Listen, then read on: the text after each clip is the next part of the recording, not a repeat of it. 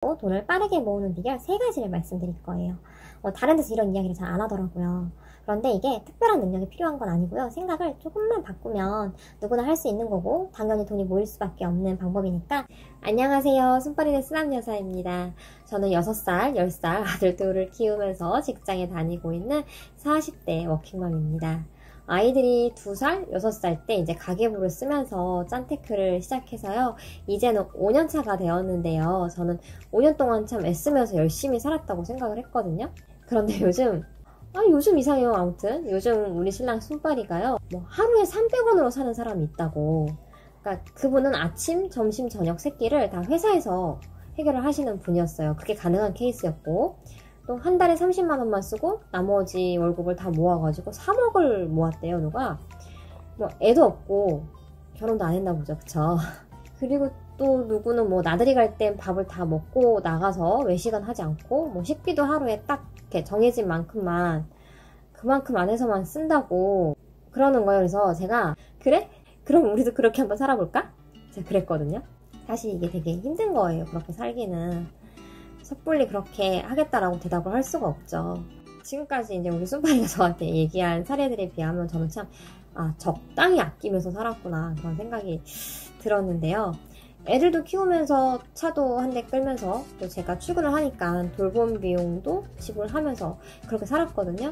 그런데 저는 이렇게 하면서도 마이너스 통장빚도 갚고 대출금 원금도 일부 이제 상환을 하고 현금도 올해 말이면 제가 1억이다라고 계속 얘기를 하고 있죠. 그래서 오늘은요 그냥 막 쥐어짜는 짠테크가 아니라 그냥 현실적인 절약 생활로도 돈을 빠르게 모으는 비결 3가지를 말씀드릴 거예요. 다른 데서 이런 이야기를 잘 안 하더라고요. 그런데 이게 특별한 능력이 필요한 건 아니고요. 생각을 조금만 바꾸면 누구나 할 수 있는 거고 당연히 돈이 모일 수밖에 없는 방법이니까 끝까지 잘 들어주세요. 첫 번째, 돈이 있을 때는 남겨서 저축을 하고 없으면 또 없는 대로 거기에 맞추어서 산다. 보통은 어떻게 사냐면요. 돈이 평소보다 넉넉하면 평소보다 기분 좋게 다 쓰고 돈이 좀 없을 때는 부족하니까 막 빚을 내서 써요. 신용카드도 쓰고 마이너스 통장도 쓸 수 있고요. 그러면 이건 보세요. 마이너스죠. 또는 돈이 많을 때 남겨두었다가 그 돈을 이제 부족할 때 채워서 써요. 그럼 이거는 빚은 생기지는 않지만 현상 유지를 하는 거예요. 그러면 남는 게 없어서 모을 돈이 없죠. 그런데 돈이 있을 때 남기고 좀 없을 땐 없는 대로 맞춰서 살면 남는 돈이 생기는 거잖아요. 그러니까 그렇게 사니까 돈이 모였습니다. 두 번째, 모인 돈을 덜어내지 않았어요. 무슨 말이냐면 우리가 적금이 만기되어서 예를 들어서 1037만원을 탔어요. 그러면 보통은 무슨 생각을 하냐면 끝에 짜투리 7만원을 보너스 마냥 그냥 사고 싶은 걸 사거나 외식을 하거나 그렇게 쓰고 싶어요. 그쵸 여러분? 그리고 1030만원만 재예치를 하는 거예요. 아니면 1000만원만 안 쓰고 모은 것만 해도 잘했어. 37만원은 보너스야. 여행을 갈까? 이렇게 생각을 하게 돼요. 그런데 저는 이렇게 일단 모인 돈은 잘라내지 않았어요. 그대로 다시 재예치를 했습니다.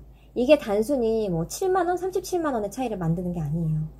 저는 1037만원에 3만원만 더 보태면 1040만원이 되고 13만원만 더 보태면 1050만원이 되고 63만원만 더 보태면 1100만원이 된다고 생각을 했어요. 여러분 1000만원에서 1100만원을 모으는 것보다 어때요? 1037만원이 있는 상태에서 1100만원을 모으는 게 훨씬 쉽고 빠르겠죠. 마음도 훨씬 더 가볍고요. 그러니까 짜투리 돈을 잘라냈던 거는 1100만원이 될 수 있는 가능성을 잘라내버린 것과 같다고 할 수 있습니다. 제가 지금까지 말씀드린 첫 번째, 두 번째 방법은요. 모두 우리 집에 들어온 돈을 잘 지켜냈을 뿐이에요. 우리 집에 들어온 돈을 이런저런 이유나 핑계로 세워나가지 않도록 잘 지키기만 해도 돈은 빠르게 모이게 되어 있습니다. 세 번째는요. 돈을 쓸 때 주저할주절 합리화시킬 핑계를 찾는 그런 소비는 하지 않았어요. 이게 어떨 때 이렇게 주저할주절 변명거리를 늘어놓으면서 돈을 쓰냐면 한 달 예산이 부족할 것 같거나 아니면 이미 다 썼는데 더 쓰고 싶을 때 그렇거든요.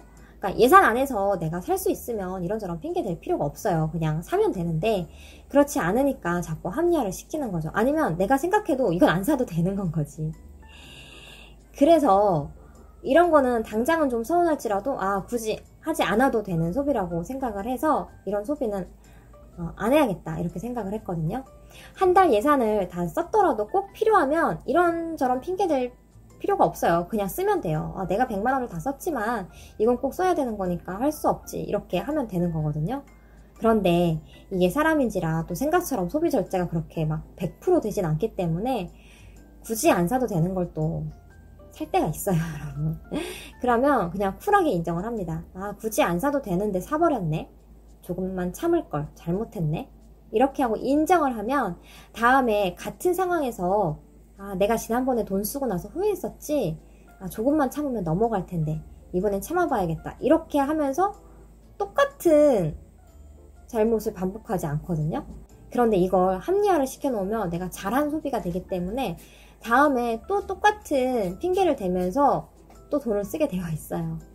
저는 이렇게 꼭 필요하지 않은 소비를 줄여 나갔더니 한 달 예산 안에서 거의 벗어나지 않게 생활을 할 수 있었고, 그렇게 5년을 살았더니 목돈이 모였습니다. 지금까지 말씀드린 이 3가지 비결이요. 있을 때 모으고 없을 땐 없는 대로 짜투리 돈도 조금만 보태면 큰 돈이 될 수 있으니 버리지 않기. 핑계거리 생각하는 소비는 하지 않기. 어떻게 보면 생각의 차이인 것 같아요, 여러분. 그렇죠? 이 3가지 방법을 따라하는 게 큰 특별한 능력이 필요한 건 아니니까요. 여러분도 같이 한번 해보셨으면 좋겠습니다. 오늘 여기까지 마칠게요. 다음 영상은 9월달 가계부 결산하겠습니다. 오늘도 끝까지 시청해주셔서 고맙습니다.